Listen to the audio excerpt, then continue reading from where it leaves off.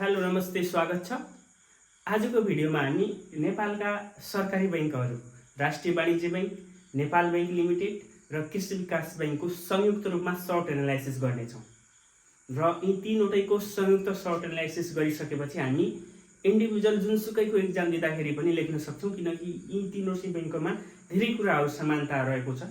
सरकारी स्वामित्व, कार्यक्षेत्र, चुक्ता पुँजी लगायतका धेरै कुराहरू समान भएको हुनाले हामीले छुट्टा छुट्टै एक्जाम दिँदाखेरि पनि हामी यदि सर्ट एनालिसिस आयो भनेपछि लेख्न सक्ने हुनाले यी तीनवटैको संयुक्त रूपमा सर्ट एनालाइसिस गर्नेछौँ।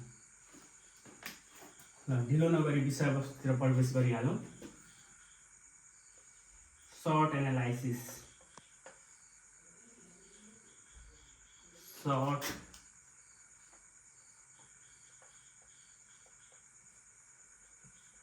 एनालाइसिस, सर्ट एनालाइसिस कसको?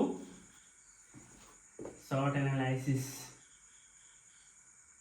of RBBL, NBL and ADBL। यी तीनवटैको हामी सर्ट एनालाइसिस गर्नेछौँ। पहिला सर्ट एनालाइसिस भनेको के हो त्यो थोरै थाहा पाउनुपर्छ। सर्ट एनालाइसिस भनेको कुनै पनि संस्थाले रणनीतिक योजना तर्जुमा गर्दाखेरि गरिने महत्त्वपूर्ण विश्लेषण हो। यसले कुनै पनि सङ्गठनको सबलता, दुर्बलता, अवसर तथा चुनौतीहरूको बारेमा जानकारी दिने गर्दछ। यो एउटा रणनीतिक योजनाको महत्त्वपूर्ण आधार स्तम्भ हो। रणनीतिक योजना तर्जुमा गर्दाखेरि चाहिँ के एनालाइसिस गर्ने गरिन्छ भनेपछि एउटा सर्ट analysis, PESTLE analysis, scenario analysis, value chain analysis जस्ता एनालाइसिसहरू गर्ने गरिन्छ। तीमध्येको यो पनि एकदमै महत्त्वपूर्ण रहेको हुन्छ। र सर्ट एनालाइसिसमा हामीले दुईवटा कुरा हामीले थाहा पाउनुपर्छ। के भनेपछि एउटा आन्तरिक वातावरणलाई प्रभाव पार्ने विभिन्न तत्त्वहरू हुने गर्छन् र ती तत्त्वहरू अन्तर्गत आन्तरिक वातावरण र बाह्य वातावरण रहने गर्छन्। आन्तरिक वातावरण, इन्टरनल इन्भाइरोमेन्ट, आन्तरिक वातावरण अन्तर्गत आन्तरिक वातावरणका तत्त्व र बाह्य वातावरण। व्यवसाय एउटा वातावरणमा सञ्चालन हुने गर्छ, व्यवसाय अथवा संस्था हैन। त्यो वातावरणमा दुईवटा वातावरणहरू हुने गर्छन्, एउटा आन्तरिक हैन, इन्टरनल इन्भाइरोमेन्ट, अनि अर्को हुन्छ एक्सटर्नल, बाह्य वातावरण।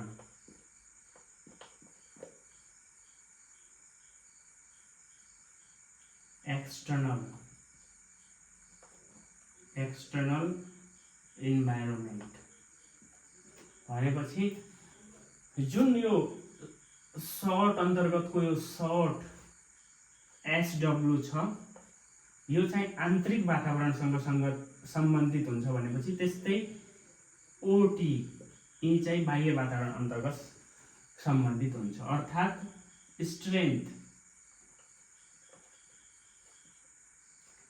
स्ट्रेन्थ जुन हुन्छ त्यो चाहिँ आन्तरिक वातावरण अन्तर्गत रहने गर्दछ।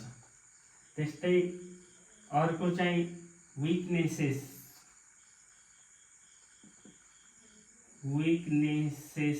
पनि आन्तरिक वातावरण अन्तर्गत रहने गर्दछ। त्यस्तै अपर्च्युनिटी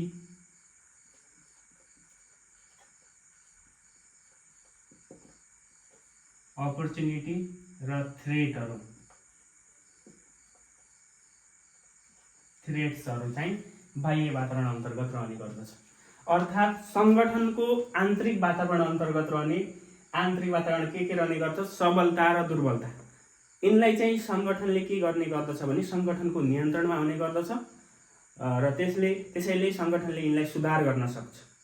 तर बाह्य वातावरण जो अवसर र चुनौती छ त्यो बाह्य वातावरणले प्रदान गर्ने गर्दछ। बाह्य वातावरण जस्तै राजनीतिक, कानुनी, सांस्कृतिक यी वातावरणहरूले अवसर र चुनौतीहरू प्रदान गर्ने गर्दछ।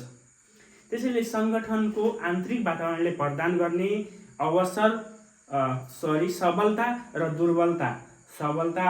दुर्बलतालाई आत्मसात गर्दै बाह्य वातावरणले प्रदान गर्ने अवसर र चुनौतीलाई आफू अनुकूल बनाउँदै व्यवसायलाई सञ्चालन गर्न सकियो भनेपछि सङ्गठनात्मक लक्ष्य हासिल गर्न सकिन्छ। त्यसैले हामीहरूले अथवा कुनै पनि संस्थाले सङ्गठनका आन्तरिक वातावरणले प्रदान गर्ने सबलता, दुर्बलता र अवसर चुनौतीहरूको बारेमा थाहा पाएर सोही अनुसारको योजना रणनीतिहरू तर्जुमा गर्नुपर्ने हुनाले सर्ट एनालाइसिस गर्नुपर्ने हुन्छ। यो चाहिँ सर्ट एनालाइसिस सम्बन्धी सामान्य जानकारी थियो। अब चाहिँ हामी नेपालका सरकारी बैंकहरूको सर्ट एनालाइसिस गर्नेछौँ है, र छुट्टै हामी पछि लेख्न सक्छौँ। यदि हामीले यदि हामीले संयुक्त रूपमा सर्ट एनालाइसिस गर्न सक्यौँ भनेपछि हामी पछि यदि छुट्टै इक्जाम यदि वाणिज्य बैङ्कको दिँदैछौँ, नेपाल बैङ्कको दिँदैछौँ, एडिबिएलको दिँदैछौँ, त्यसमा यदि सोधिहाल्यो भने पनि हामी यिनै बुदाहरूलाई लेख्न सक्छौँ। 1-2 बुदालाई मात्र हामी तलमाथि गरेर लेख्न सक्छौँ। अब कसरी गर्ने त? सुरुमा हामी सबलता र दुर्बलता लेखौँ है, त्यो पछि अवसर र चुनौती लेख्नेछौँ। सबलता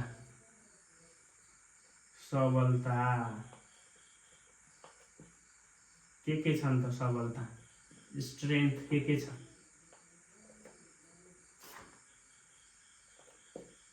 त्यस्तै दुर्बलता के छ?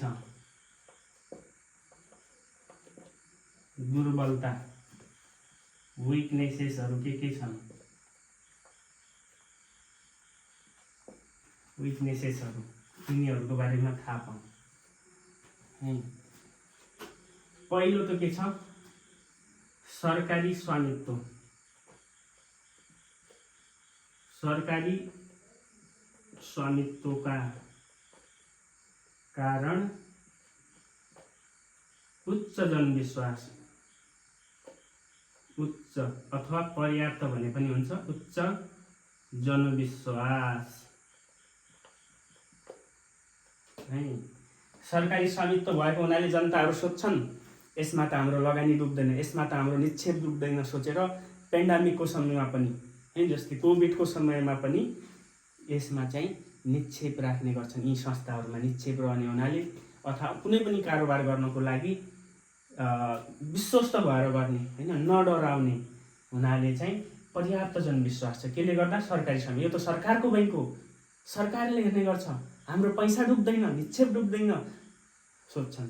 त्यसैले सरकारी स्वामित्व भएको हुनाले उच्च जनविश्वास छ योसँग। यो चाहिँ एक चाहिँ सबल पक्ष हो। अर्को के हो? पर्याप्त पुँजी पर्याप्तता। पुँजी पर्याप्तता का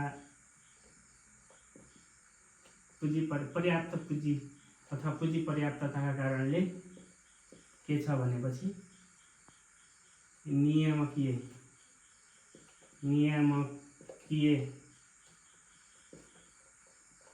पालना गर्न सहज छ। अर्थात् यी बैंकहरूसँग पर्याप्त पुँजी कोष छ। नेपाल राष्ट्र बैंकले 8 अर्ब जुक्ता पुँजी कायम गर्नुपर्ने भनेको छ हैन, तर यिनीहरूसँग 14-15 अर्ब भन्दा पनि बढी चुक्ता पुँजी रहेको छ। त्यसले पर्याप्त पुँजी कोष, पुँजी पर्याप्तताले गर्दा नियामकीय मापदण्ड, बासेलका मापदण्ड, राष्ट्र बैंकका नियमनकारी मापदण्ड पूरा गर्नको लागि सजिलो भएको छ। त्यस्तै अर्को के लेख्न सक्छौँ हामी? सबल पक्षमा के छ? दक्ष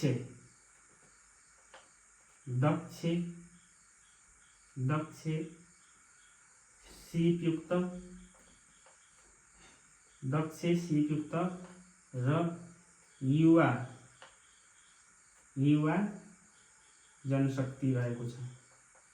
यी संस्थाहरूसँग के छ? दक्ष छन्, किनकि लोकसेवा आयोगले यिनको इक्जाम लिने गर्छ। लोकसेवा आयोगमा नातावाद कृपावाद हुँदैन हैन। प्राइभेट कम्पनीहरूमा त कसैले आफ्नो म्यानेजमेन्टले एचआरले आफ्नो मान्छेलाई राख्न सक्छ, तर यसमा लोकसेवा आयोगले निष्पक्ष तरिकाले प्रतिस्पर्धा गराउने हुनाले यसमा एकदमै दक्ष योग्य जनशक्ति, साथै आजभोलि त युवा जनशक्तिको एकदमै ठुलो जमात रहेको छ। यो चाहिँ एउटा सबल पक्ष।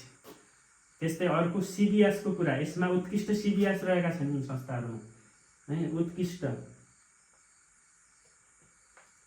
उत्कृष्ट CBS अर्थात् कोर ब्याङ्किङ सिस्टम जो सफ्टवेयरहरू छन् फेनाइकल पेमरी यी चाहिँ उत्कृष्ट रहेका छन्, राम्रो भर्जनमा छन् यी, राम्रो भर्जनमा। ADVLसँग त एकदमै राम्रो के रहेको छ, सफ्टवेयर रहेको छ।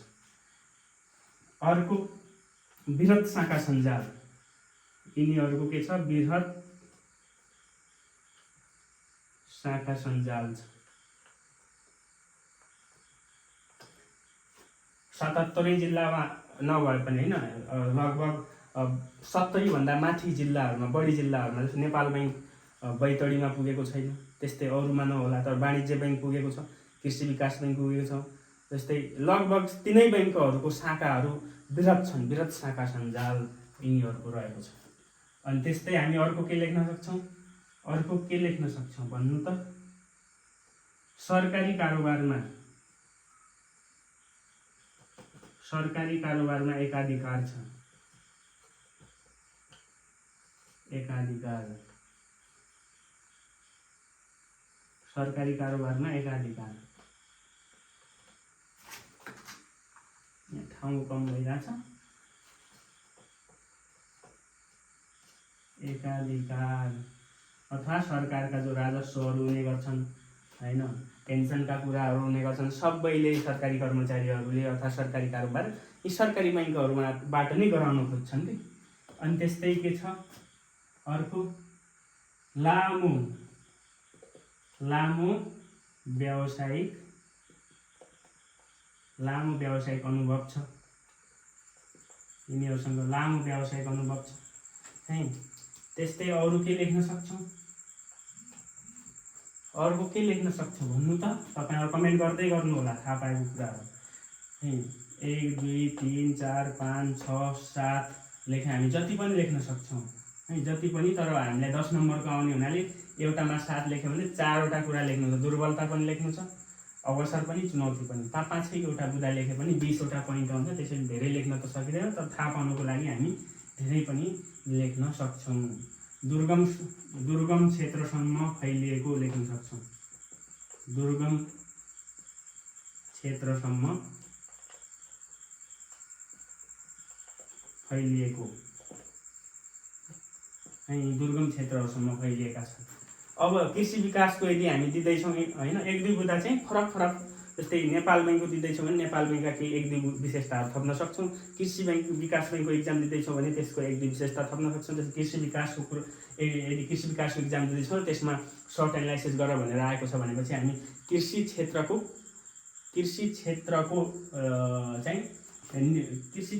लागि के छ, एलिभिएल के छ त, कृषि क्षेत्रको लागि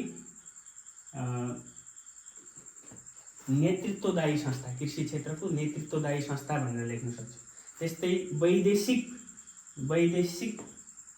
डोनरहरूको पनि यसमा के रहने गर्छ, योगदान, वैदेशिक डोनरहरूको योगदान भनेर कृषि क्षेत्रलाई वैदेशिक ADB भए यी संस्थाहरूले के गर्ने गर्छन्, अनुदान दिने गर्छ, वैदेशिक डोनरहरूको अनुदान रहने यी 1-2 विशेषता। जस्तै वाणिज्य बैंक नेपाल बैंकको लागि हामी सुन चाँदी कर्जामा एकाधिकार छ। सुन चाँदी कर्जा चाहिँ अब गर्न त कमर्सियल बैंक सबैले गर्न पाउँछन्, तर नेपाल बैंक र वाणिज्य बैंकहरूले के गरिरहेछन्, सबैभन्दा बढी लगानी होइन, एकाधिकार नै छ। त्यसैले फरक बैंकको लेख्दाखेरि 1-2 बुँदा फरक लेख्न सक्छौँ, तर म्याक्सिमम यी बुँदाहरू चाहिँ मिल्छन्, सबैमा मिल्ने गर्दछन् है लेख्न। अब दुर्बल पक्षहरूमा के लेख्न सक्छौँ हामी, दुर्बल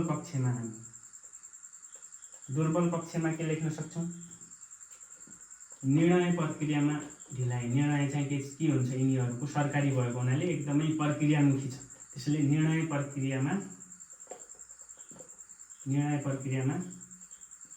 ढिलाइ हुने। अर्को के छ, NPL नन पर्फर्मिङ लाइबिलिटिजहरू बढिरहेको छ। NPL मा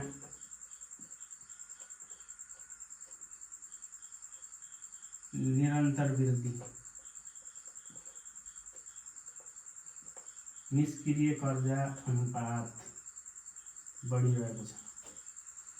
अनि अर्को के लेख्न सक्छौँ हामी, CBS त हामीले उत्कृष्ट छ भन्यौँ, त्यसको CBS जुन छ, CBS कोर ब्याङ्किङ सिस्टम भन्छौँ, जो CBS का सफ्टवेयर छन् त्यो पूर्ण रूपमा प्रयोग हुन सकेको छैन। पूर्ण रूपमा प्रयोग नहुनु, प्रयोग गर्नै सक्दैनन् हैन। सरकारी कर्मचारीहरू भए लापरवाही भयो त्यहाँ हैन, लापरवाही काम चोरी प्रवृत्ति छ, त्यसो CBS पनि सिक्नै चाहँदैनन्। परिवर्तन व्यवस्थापनमा कठिनाइ छ, परिवर्तन व्यवस्थापनमा कठिनाइ। कुनै नयाँ सिस्टम आयो, कुनै नयाँ सफ्टवेयर आयो, नयाँ प्रक्रिया आयो, त्यो सिक्न चाहँदैनन्, पन्छ्याउने हैन। जिम्मेवारी पन्छ्याउने, जिम्मेवारी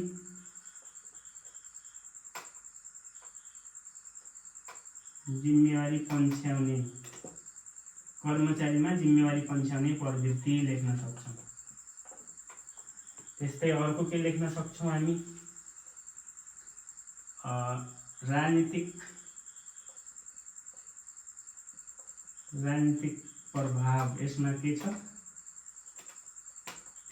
राजनीतिक प्रभावबाट ग्रसित छन्, ग्रसित। अनि अर्को दुर्बल पक्ष के छ, यसमा प्रतिभाहरू पलायन भइरहेछन्। यसमा भएका जुन जनशक्ति छ, प्रतिभाहरू छ, प्रतिभालाई चाहिँ जनशक्तिलाई रोक्न नसक्नु, प्रतिभा प्राइभेट बैंकतिर विदेशतिर गइरहेछन्, प्रतिभा पलायन गति तीव्र है। अर्को के लेख्न सक्छौँ, उच्च व्यवस्थापनमा राजनीतिक नियुक्ति भनेर हामी लेखिसक्यौँ। निर्णय प्रक्रियामा ढिलाइ छ, NPL निरन्तर वृद्धि छ, CBS को पूर्ण प्रयोग भएको छैन हैन। परिवर्तन व्यवस्थापन कठिनाइ, कुनै परिवर्तन आयो भने त्यसलाई स्वीकार गर्न नसक्ने, जिम्मेवारी पन्छ्याउने प्रवृत्ति छ। सेवा प्रवाहमा मतभेद छ, सेवा प्रवाह जो छ त्यो चाहिँ नातावाद कृपावाद हाबी हुने हैन। ग्राहक सन्तुष्टि छैन, सेवा प्रवाह जो छ, सेवा प्रवाहमा के छ, मतभेद। अनि ट्रेड युनियनको अनावश्यक हस्तक्षेप छ। ट्रेड युनियनको अब सरुवा बढुवाको लागि चाहिँ ट्रेड युनियनले के गर्ने गर्छन्, आफ्नो भने जस्तो हैन, आफ्नो भनेको मान्छेलाई, आफ्नो युनियनको मान्छेलाई चाहिँ आयोग पर्ने ठाउँमा पठाउने हैन। ट्रेड युनियनको अनावश्यक हस्तक्षेप छ है। त्यस्तै धेरै मुद्दाहरू हामी लेख्न सक्छौँ। ट्रेड युनियनको हस्तक्षेप छ है। अरू के छ, डिजिटल ब्याङ्किङ राम्रोसँग विस्तार गर्न सकेका छैनन् डिजिटल प्रोडक्टहरूले हैन। अर्को के छ, यसका दुर्बल पक्षहरू, आन्तरिक नियन्त्रण प्रणाली प्रभावकारी छैन, आन्तरिक नियन्त्रण प्रभावकारी छैन, संस्थागत सुशासन कायम गर्न सकिएको छैन। यस्ता थुप्रै मुद्दाहरू हामी यसमा जोड्न सक्छौँ। यी थिए सबलता र दुर्बलता। यो संयुक्त गरिरहेछौँ, तर हामी इन्डिभिजुअल पनि फरक फरक बैंककोमा पनि यिनै मुद्दालाई लेख्न सक्छौँ। यो सबलता दुर्बलतापछि अब अवसर र चुनौतीका कुरा गर्छौँ। अवसर र चुनौतीका कुरा, यहाँ मैले मुख्य लास्टमा भनेको थिएँ नि, डिजिटल ब्याङ्किङलाई प्रवर्धन गर्न नसकेको हैन। अर्को के भने मैले, एउटा डिजिटल ब्याङ्किङ प्रवर्धन गर्न सकेको छैन है।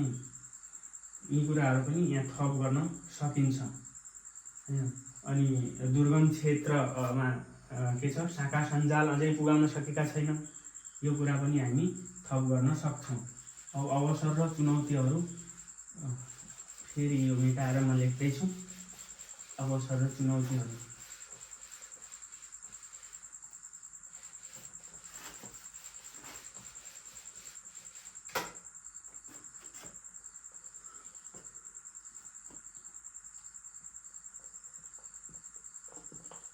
अवसर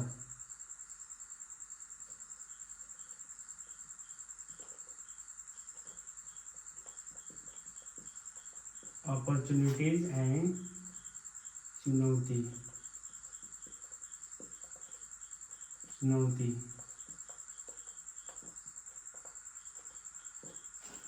के छन् त अवसर र चुनौतीहरू।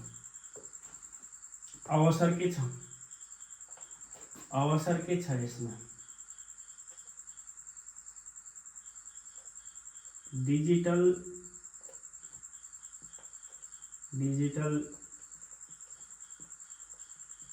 बैंकिङ प्रवर्धन गरेर सञ्चालन लागत घटाउने अवसर छ एउटा। अर्को वित्तीय साक्षरता कार्यक्रम सञ्चालन गरी व्यवसाय वृद्धि गर्ने। अर्को के छ? दुर्गम क्षेत्रमा शाखा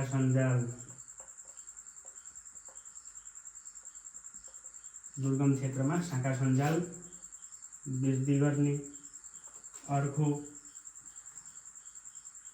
के छ? राष्ट्रिय प्राथमिकता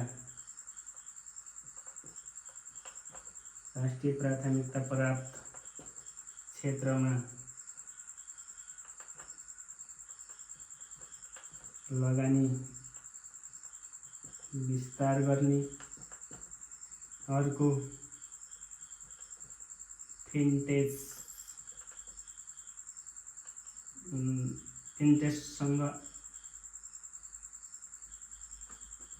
आबद्धता गर्ने अवसर छ है। फिन्टेक्ससँग आबद्धता गर्ने फाइनेन्सियल टेक्नोलोजीसँग। अनि अर्का के अवसर छन्? डिजिटल बैंकिङ प्रवर्धन गरेर सञ्चालन लागत कम गर्न सकिन्छ हैन। अर्को वित्तीय साक्षरताहरू कार्यक्रमहरू सञ्चालन गरेर के गर्न सकिन्छ? व्यवसाय वृद्धि हुन्छ। दुर्गम क्षेत्रमा शाखा सञ्जाल पुगाउन सकिन्छ। राष्ट्रिय प्राथमिकता क्षेत्र ऊर्जा कृषि जलस्रोतमा के गर्ने? लगानी विस्तार गर्ने अवसर छ हैन। फिन्टेक्ससँग आबद्धताको अवसर छ। विप्रेषण कारोबार विस्तार गर्ने अवसर छ। विप्रेषण भन्दा पनि गैर कोषमा आधारित कारोबार एकदमै न्यून रहेको छ सरकारी बैंकहरूको। लेटर अफ क्रेडिट भयो, विप्रेषण भयो, यी चाहिँ के गैर कोषमा आधारित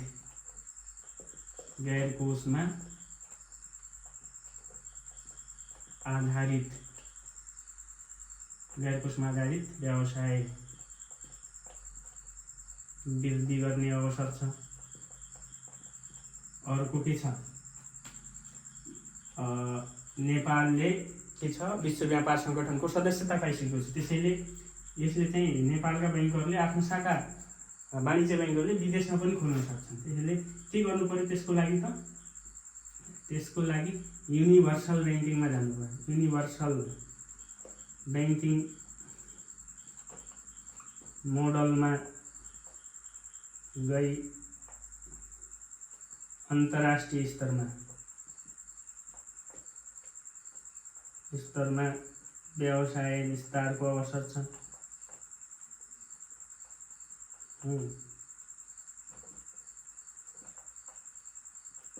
अर्को के विस्तार अवसर छ भनेपछि साना तथा मझौला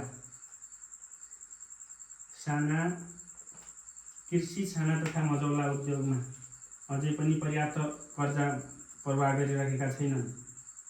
कृषि भयो, साना तथा मझौला उद्योगमा व्यवसाय वृद्धि अथवा कर्जा लगानी विस्तारको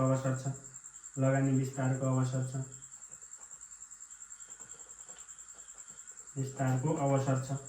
अवसरहरू हामी धेरै लेख्न सक्छौँ। बैंकिङ सेक्टरका जुन अवसरहरू छन् तिनै अवसरलाई हामी यहाँ जोड्न सक्छौँ। लगभग मैले 7-8 मुद्दा लेखिसकेको छु। अझै हामी जति पनि थप्न सक्छौँ। त्यस्तै चुनौतीहरू के रहेका छन्? चुनौतीहरू के छ? अब निजी क्षेत्रसँग प्रतिस्पर्धा, निजी क्षेत्रका बैंक अन्तर्राष्ट्रिय तथा निजी क्षेत्रका बैंकहरूसँग प्रतिस्पर्धाको चुनौती छ है। तर सुरुमा हामी के लेख्छौँ? अहिलेको जल्दो बल्दो चुनौती भनेको निष्क्रिय कर्जालाई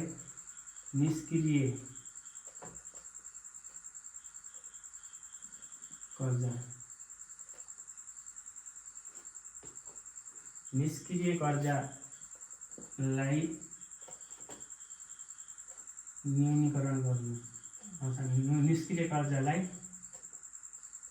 कम गर्नु एउटा चुनौती छ। अर्को चुनौती के छ बैंकसँग? तरलता उतार चढाव छ, कहिले बढी कहिले कम भइरहेको छ। तरलता उतार चढावका बीचमा दिगो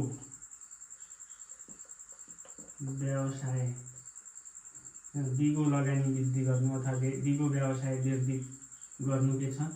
चुनौती छ। दिगो व्यवसाय वृद्धि गर्नु चुनौती छ। अर्को के चुनौती छ?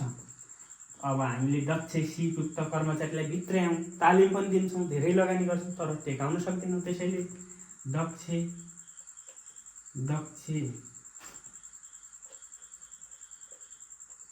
र सिपयुक्त कर्मचारीहरूलाई संस्थामा टिकाइराख्नुपर्ने, संस्थामा टिकाइराख्नु चुनौती छ। टिकाइराख्नु चुनौती रहेको छ। अर्को के चुनौती रहेको छ? आन्तरिक नियन्त्रण प्रणालीलाई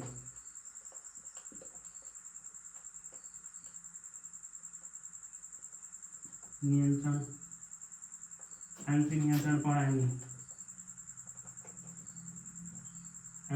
प्रणालीलाई प्रभावकारी, आन्तरिक नियन्त्रण प्रणालीलाई प्रभावकारी बनाई संस्थागत सुशासन कायम गर्नुपर्ने चुनौती छ।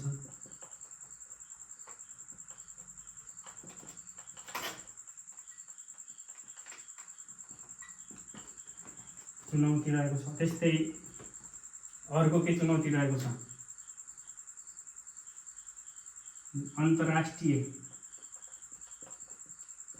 अन्तर्राष्ट्रिय तथा निजी क्षेत्रका बैंकहरूसँग प्रतिस्पर्धा गर्नुपर्ने चुनौती छ। त्यस्तै के छ? प्रविधिको विकास त भयो, प्रविधिको विकाससँगै के भयो? प्रविधिको